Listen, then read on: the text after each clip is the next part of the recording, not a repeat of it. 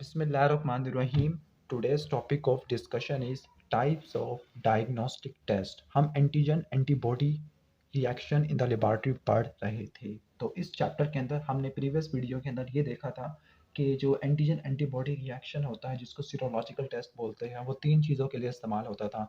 पहला चीज़ ये कि डायग्नोसिस ऑफ इन्फेक्शियस डिजीज़ के बाद जो कल्चर नहीं हो सकता था, कल्चर होता था तो उसके लिए टेक्निक नहीं थी। कल्चर अगर हो जाता तो वो काफ़ी ज़्यादा डेंजरस था। ठीक हो गया।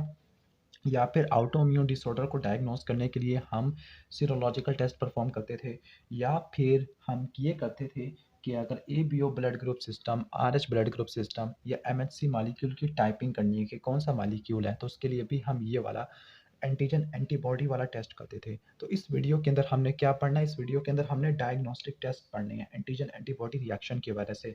तो उन डायग्नोस्टिक टेस्ट को मैंने यहाँ पे डिवाइड कर दिया। सबसे पहला एग्लूटिनेशन है, फिर इसके बाद प्रेसिपिटेंट जिसको प्रेसिपिटेशन रिएक्शन भी बोलते हैं, तीसरा होता है रेडियो अम्यूनो एसे, चौथा होता है ELISA enzyme linked immunosorbent assay, इसके बाद fluorescent antibody test, complement fixation test और लास्ट है अदर्स वाला। उनको हम अदर्स के अंदर भी बहुत सारी हेडिंग आ जाएगी। ठीक हो गया।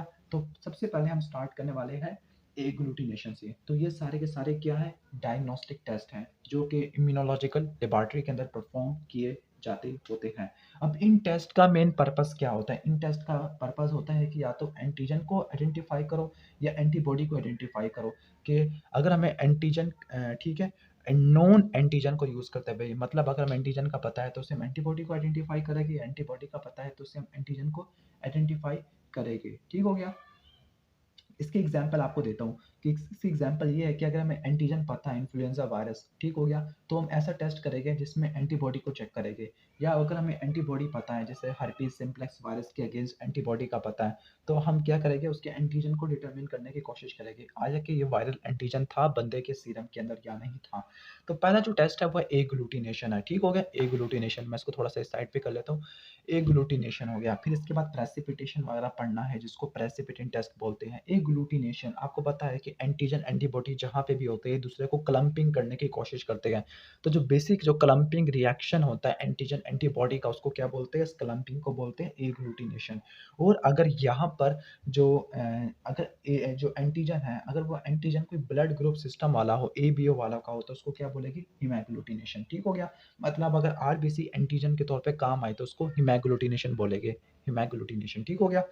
तो इसका दूसरा नाम होगा हीमोग्लूटिनेशन, लेकिन उस केस में अगर आप एंटीजन आरबीसी यूज़ करोगे तो एग्लूटिनेशन के अंदर आपने एंटीजन एंटीबॉडी का रिएक्शन करवाना है और आपने ये देखना है कि वहाँ पर क्लम्पिंग हुई है या नहीं हुई है। अगर क्लम्पिंग हुई है इसका मतलब उस स्पेसिफिक एंटीजन के अगेंस्ट एंटीबॉडी मौजूद थी। अब यहाँ पर एग्लूटिनेशन टेस्ट परफॉर्म करने के लिए एंटीजन और एंटीबॉडी होती है। अब जो एंटीजन होता है वो एंटीजन पार्टिकुलेट मैटर भी हो सकता है। वो पार्टिकुलेट मैटर का मतलब कोई बैक्टीरिया हो सकता है, आरबीसी हो सकता है, वायरस हो सकता है, या कोई इनर्ट पार्टिकल हो सकता है। फॉर एग्जांपल लेटेक्स की बीड्स होती है उसके ऊपर एंटीजन रखा हुआ होता है, तो जो इनर्ट पार्टिकल होगा उसमें लेटेक्स की बीड्स आ जाएगी, उसके ऊपर एंटीजन को कोट किया हुआ होगा। तो या तो कोटेड एंटीजन हो सकता है या अनकोटेड एंटीजन। दूसरी तरफ एंटीबॉडी डाइवेलेंट भी हो सकती है, मल्टीवेलेंट भी हो सकती है। ये हमने 20 साल वाले चैप्टर में भी पढ़ लिया था कि antibody IgM, IgG, IgA, IgD, IgE. ठीक हो गया। तो डाइवेलेंट या मल्टीवेलेंट एंटीबॉडी हो सकती है। अब होगा क्या, एंटीजन एंटीबॉडी का रिएक्शन होगा और एंटीजन एंटीबॉडी का जब रिएक्शन होगा तो फिर क्लम्पिंग स्टार्ट हो जाएगी। और इसी क्लम्पिंग की वजह से हम कह सकते हैं कि इस सैंपल के अंदर गिवन एंटीजन था या गिवन एंटीबॉडीज थी जिसकी वजह से इनके दरमियान रिएक्शन हुआ है। तो इसकी टिपिकल एग्जांपल है एबीओ ब्लड ग्रुप सिस्टम की। ठीक हो गया, एबीओ ब्लड ग्रुप सिस्टम की। अब हम पढ़ लेते हैं प्रेसिपिटेंट का। अब प्रेसिपिटेंट वाले में क्या होगा, प्रेसिपिटेंट वालों को आपने समझना है कि इसमें जो एंटीजन होगा वो किसी सॉल्यूशन के अंदर मौजूद होगा। एंटीजन किसके अंदर मौजूद होगा, सॉल्यूशन के अंदर। तो हम यहाँ पे एक वर्ड लिख लेते हैं, एंटीजन होगा सॉल्यूशन के अंदर। ओके।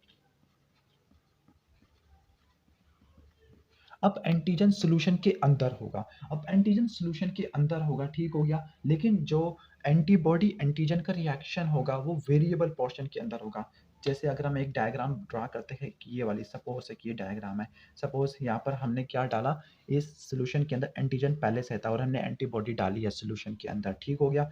अब उस जिस जगह के ऊपर ये सपोज जो ग्रीन वाले हैं, जो ब्लू वाले हैं ये एंटीजन है और जो रेड वाला है ये एंटीबॉडी है, लेकिन आपको डिस्क्रिमिनेट नहीं हो सकता क्योंकि शायद जो वीडियो है, वीडियो वाला कैमरा उसको सही तरह डिस्क्रिमिनेट नहीं कर पाएगा, ठीक हो गया। तो जो डॉट डॉट है ये एंटीजन है, और जो ये वाले मैं बना रहा हूँ, ठीक है, तो ये क्या एंटीबॉडी है। अब जो एंटीजन एंटीबॉडी ये वेरिएबल पोर्शन में होगी, वेरिएबल प्रोपोर्शन के अंदर होगी सोल्यूशन की तरफ। होगा क्या, अब उस जगह जहाँ पर एंटीजन क्या है कम है, यानी हम सोल्यूशन की हम 3 पार्ट्स बना लेते हैं, सोल्यूशन के 3 पार्ट्स बना लेते हैं। अब वो जगह जहाँ पर एंटीजन क्या है ज़्यादा है सोल्यूशन के, लेकिन एंटीबॉडी क्या है कम है, तो एक जगह ये हो सकती है, ठीक हो गया।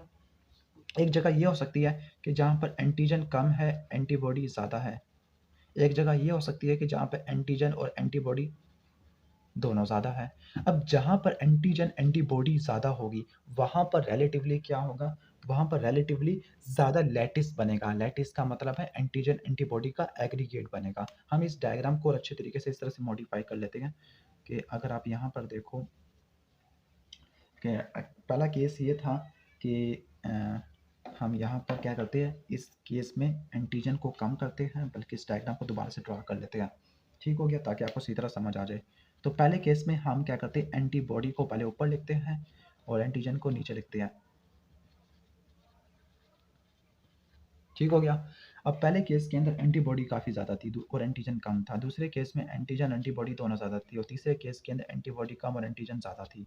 तो इस जोन को हम बोलेंगे, उस सोल्यूशन की एरिया में जिसमें एंटीबॉडी रिलेटिवली ज़्यादा और एंटीजन कम है, तो उसको बोलेंगे जोन ऑफ एंटीबॉडी एक्सेस। क्या बोलेंगे, जोन ऑफ एंटीबॉडी एक्सेस। और वो एरिया जहाँ पर एंटीजन एंटीबॉडी दोनों ज़्यादा है तो उसको बोलेंगे जोन ऑफ इक्विवेलेंस, क्योंकि दोनों बराबर हैं। और वो सोल्यूशन का एरिया जिसमें एंटीबॉडी कम और एंटीजन ज़्यादा है उसको बोलेंगे जोन ऑफ एक्सेस एंटीजन। अब होगा क्या कि सबसे ज़्यादा जो एंटीजन एंटीबॉडी का एग्रीगेट बनेगा, जिसको लैटिस बोलते हैं, वो सबसे ज़्यादा इस जगह में बनेगा जहाँ पर एंटीबॉडी और एंटीजन ज़्यादा है। जहाँ पर कोई एक भी चीज़ कम है वहाँ पर रिलेटिवली कम बनेगा, ठीक है। तो अगर हम यहाँ पे देखते हैं कि इम्यून प्रेसिपिटेट या एग्रीगेट किस में ज़्यादा बनेगा, तो कुछ ग्राफ इस तरह से जाएगा, इस तरह से, ठीक है, इस तरह से, ठीक हो गया। तो सबसे ज़्यादा जो होगा वो बनेगा किस साइड के ऊपर, मैं थोड़ा सा इसको यहाँ पर करके दिखा देता हूँ आपको। जो सबसे ज़्यादा बनेगा वो उस एरिया के अंदर बनेगा जहाँ पर एंटीबॉडी और एंटीजन दोनों ज़्यादा होंगे, और जहाँ पर एंटीबॉडी या एंटीजन में से कोई भी कम हुआ तो उस केस के अंदर प्रेसिपिटेट रिलेटिवली कम बनेंगे, कम एंटीजन एंटीबॉडी का कॉम्प्लेक्स बनेंगे, कम इनके एग्रीगेट बनेंगे, ठीक हो गया। तो आपने समझ लिया होगा ये वाला। अब इस जोन को जिसके अंदर एंटीबॉडी रिलेटिवली ज़्यादा थी, जोन ऑफ एंटीबॉडी एक्सेस, इसको बोलते हैं प्रोजोन, क्योंकि यहाँ पर आपको प्रेसिपिटेट बन नहीं पाता क्योंकि यहाँ पर एंटीबॉडी इतनी ज़्यादा मौजूद है। तो उसका दूसरा नाम क्या होगा, जोन ऑफ एंटीबॉडी एक्सेस, या उसको प्रोजोन भी बोलते होते हैं, ठीक हो गया। तो जो प्रेसिपिटेंट टेस्ट होता है वो सोल्यूशन के अंदर या सेमी सॉलिड मीडियम उसके अंदर भी हो सकता होता है, सोल्यूशन, या हम कह सकते हैं semi solid medium, semi solid media, जिसमें एगर भी आ जाती है। अब इसको मज़ीद हम क्लासीफाई करते हैं, इसकी क्लासिफिकेशन पहले लिख लेते हैं। ओके, हम बात कर रहे थे प्रेसिपिटेंट टेस्ट की और इसकी क्लासिफिकेशन की, डिपेंडिंग अपॉन हमने कौन सा मीडियम यूज़ किया, सेमी सॉलिड मीडियम यूज़ किया, एगर या लिक्विड सॉल्यूशन यूज़ किया है। तो एगर को भी मज़ीद 3 में डिवाइड कर देते हैं, सिंगल डिफ्यूजन है, डबल डिफ्यूजन है, या इलेक्ट्रिक फील्ड की फॉर्म में अप्लाई किया है, ठीक हो गया। अब इलेक्ट्रिक फील्ड वाले को भी 2 में डिवाइड कर देते हैं, immuno electrophoresis and the counter immuno electrophoresis. Start करते हैं हम सोल्यूशन वाले में।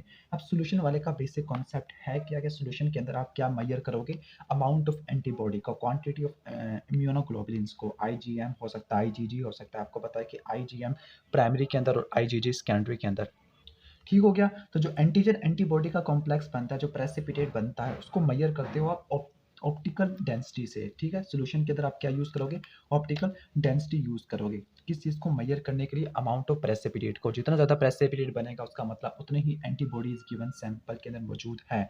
फिर आप इसको किसी नोन कंसंट्रेशन ऑफ इम्यूनोग्लोबुलिन से कंपेयर कर लोगे, किसी स्टैंडर्ड कर्व से, तो आपको आंसर मिल जाएगा। तो जिस कंडीशन को बोलते हैं, इस टेक्निक को बोलते हैं नेफ्लो, इसको बोलते हैं नेफ्लोमीट्री, जिसमें आप प्रेसिपिटेट की कंसंट्रेशन को, क्वांटिटी को मेजर करने के लिए आप ऑप्टिकल डेंसिटी का सहारा लेते हो, तो ये नेफ्लोमीट्री हो जाएगा। अब इसके बाद हम पढ़ लेते हैं प्रेसिपिटेंट टेस्ट परफॉर्म ऑन अगर या एगर सेमी सॉलिड मीडियम। तो ये सिंगल डिफ्यूजन में भी हो सकता है, डबल डिफ्यूजन में भी, या इलेक्ट्रिक फील्ड में भी। इलेक्ट्रिक फील्ड को 2 में डिवाइड करते हैं, इम्यूनो इलेक्ट्रोफोरेसिस या काउंटर इम्यूनो इलेक्ट्रोफोरेसिस। तो इसको दिखाने के लिए मैंने एक डायग्राम यहाँ पे आपको दिखा रहा हूँ। आई थिंक आपको विज़िबल हो या ना हो, मैं थोड़ा-सा यहाँ पे ले आता हूँ। तो यहाँ पर देखना आप कि यहाँ पर जो एंटीबॉडी है, उसको एगर के अंदर इनकॉर्पोरेट किया हुआ है। जो वाई शेप है वो एंटीबॉडी है। वो जो रेड डॉट है वो एंटीजन है, ठीक हो गया? और एंटीजन को वेल के ऊपर अप्लाई किया हुआ है, बिल्कुल सेंटर में जाके इसको अप्लाई किया हुआ है और एंटीबॉडी को एगर के ऊपर इनकॉर्पोरेट किया हुआ है, ठीक हो गया? इसको थोड़ा ज़ूम कर लूँ, ठीक हो गया? अब होगा क्या यहाँ पर? यहाँ पे होगा क्या कि जैसे ही एंटीजन डिफ्यूज़ कर रहा है, किसके साथ? टाइम के साथ आहिस्ता-आहिस्ता डिफ्यूज़ कर रहा है, ठीक हो गया? तो एक प्रेसिपिटेशन रिंग बन रही है, डिपेंडिंग अपॉन एंटीजन की कंसंट्रेशन क्या है। जितनी ज़्यादा वेल के अंदर एंटीजन की कंसंट्रेशन ज़्यादा होगी, ठीक है? आपको नज़र आ रहा होगा कि एंटीजन डिफ्यूज़ कर रहा है, हाई से लेकर लो कंसंट्रेशन की तरफ। जो सेंटर में है वो है वेल, जो सेंटर में है वो क्या है? वेल है, ठीक है? तो जितना ज़्यादा एंटीजन डिफ्यूज़ कर रहा है और जितनी इसकी क्वांटिटी है, उतना ज़्यादा एक प्रेसिपिटेंट रिंग बन रही है पेरिफेरी में, ठीक हो गया? तो उस प्रेसिपिटेंट रिंग को मेजर कर लेंगे। इस मेथड को बोलते हैं रेडियल इम्यूनो डिफ्यूजन। क्या बोलते हैं? Radial immuno diffusion. I think आपको समझ आ गया होगा कि एंटीजन को सेंटर में वेल पे अप्लाई करना है, पेरिफेरी पर एगर के ऊपर आपने एंटीबॉडी को करना है। जैसे ही एंटीजन डिफ्यूज करेगा, बाहर की तरफ मूव करने की कोशिश करेगा, तो फिर प्रेसिपिटेंट रिंग बनेगी और इस टेक्निक के ज़रिए आप आईजीजी कॉम्प्लीमेंट सिस्टम की प्रोटीन्स होती है, लेकिन आईजीई को मेजर नहीं कर सकते क्योंकि इसकी कंसंट्रेशन काफ़ी ज़्यादा कम होती है, ठीक हो गया? अब ये तो था सिंगल डिफ्यूजन वाला। अब डबल डिफ्यूजन को भी देख लेते हैं। मैं आपको डबल डिफ्यूजन की भी डायग्राम दिखा लेता हूँ। अब यहाँ पर आपको एंटीजन एंटीबॉडी को सेपरेट में डालना है, ठीक है? एंटीजन एंटीबॉडी क्या होंगे? डिफरेंट वेल्स के अंदर होंगे, ठीक हो गया? तो पहले हम इसकी डायग्राम्स वगैरह को देख लेते हैं। यस, अगर आप इस डायग्राम में देखो कि यहाँ पर आपको जो सेंटर में है ये वेल है और इसका जो पूरा ओवरऑल एरिया है ये एगर है। तो यहाँ पर आपको 2 नज़र आ रही होगी, ठीक है? डिफरेंट एगर के ऊपर, डिफरेंट वेल के ऊपर डिफरेंट एंटीजन एंटीबॉडी अप्लाई किया हुआ है। एक साइड के ऊपर लेफ्ट साइड के ऊपर एंटीबॉडी और दूसरी साइड के ऊपर एंटीजन। ठीक हो गया और हम थोड़ा-सा वेट करेंगे। वेट करने के बाद जो एंटीबॉडी है वो एंटीजन की तरफ जाएगी और एंटीजन एंटीबॉडी की तरफ जाएगा, डिफ्यूजन को फ़ॉलो करेगी। और जैसे ही डिफ्यूजन को फ़ॉलो करेंगे तो फिर दरमियान में एक प्रेसिपिटेंट रिंग बन जाएगी जिसको बोलते हैं हम इस लाइन्स ऑफ प्रेसिपिटेट, ठीक हो गया? तो इस मेथड को बोलते हैं आउच टर्लॉनी। क्या बोलते हैं उसको? आउच टर्लॉनी, ठीक हो गया? डबल डिफ्यूजन वाले को बोलते हैं आउच आउच होता है इसमें, आउच टर्लॉनी होता है और इस मेथड को बोलते हैं रेडियल इम्यूनो सप्रेशन।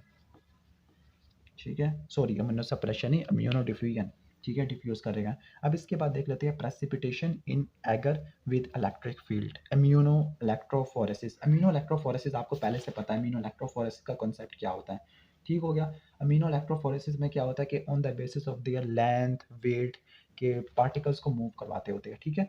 कि क्या करते हैं एक एगर में सॉल्यूशन रखते हैं। अगर आपको मैं यहाँ से दिखाऊँ कि यहाँ पर आपको नज़र आ रहा होगा ये एगर है, एगर के ऊपर कोई ना कोई ह्यूमन सीरम अप्लाई कर दिया सेंटर के वेल के ऊपर, ठीक हो गया? वो प्रोटीन माइग्रेट कर रही है डिफरेंट एरिया की तरफ। तो जो माइग्रेशन होती है, रेट ऑफ माइग्रेशन हम इसको मालूम करते हैं, ठीक है? रेट ऑफ माइग्रेशन को करते हैं और जो प्रोटीन्स होती है वो इलेक्ट्रिक फील्ड के अंदर मूव करती है अकॉर्डिंग टू देयर चार्ज और साइज। चार्ज और साइज के मुताबिक प्रोटीन मूव करती होती है। जैसे ही एंटीजन एंटीबॉडी एक दूसरे की तरफ डिफ्यूज हो गए तो वो क्या बनाना शुरू कर देंगे? वो बनाना शुरू कर देंगे, आर्क्स बनाना शुरू कर देंगे। अगर आपको यहाँ पे देखो कि यहाँ पर ठीक है, यहाँ पर आपको आर्क्स नज़र आ रहे होंगे जिसको बोलते हैं प्रेसिपिटेट आर्क्स, ये वाले प्रेसिपिटेट आर्क्स, ठीक हो गया? ओके, ये आपको सारा नज़र आ रहा होगा, ओके? तो या आपको एंटीबॉडी और एंटीजन एक दूसरे की तरफ डिफ्यूज़ कर रहे हैं। तो ये था इम्यूनो सप्रेशन। अब है काउंटर। काउंटर के अंदर क्या होगा? काउंटर के अंदर जो एंटीजन होगा वो कैथोड की तरफ जाएगा और एंटीबॉडी क्या होगी? एनोड की तरफ जाएगी, ठीक हो गया? और जैसे ही ये ठीक है, और जैसे ही ये यूनाइट करेगा तो यूनाइट करने के बाद वही प्रेसिपिटेट वाला रिएक्शन होगा और इससे हम किसी भी एंटीजन को आइडेंटिफाई कर देते हैं। स्पेसिफिकली जो सीएसएफ के अंदर बैक्टीरियल और फंगल पॉलीसैकेराइड एंटीजन होते हैं, उनको डिटेक्ट करने के लिए ये मेथड काफ़ी ज़्यादा इंपॉर्टेंट होता है। तो ये हमने इस वीडियो के अंदर एग्लूटिनेशन, प्रेसिपिटेशन कवर कर लिया है। नेक्स्ट वीडियो के अंदर रेडियो अमीनो एसिड, अलीसा वगैरह कवर कर लेंगे। तो वीडियो अच्छी लगी हो तो उसको लाइक करना और चैनल पर नए हो तो सब्सक्राइब करना। Thanks for watching this video. अल्लाह हाफ़िज़।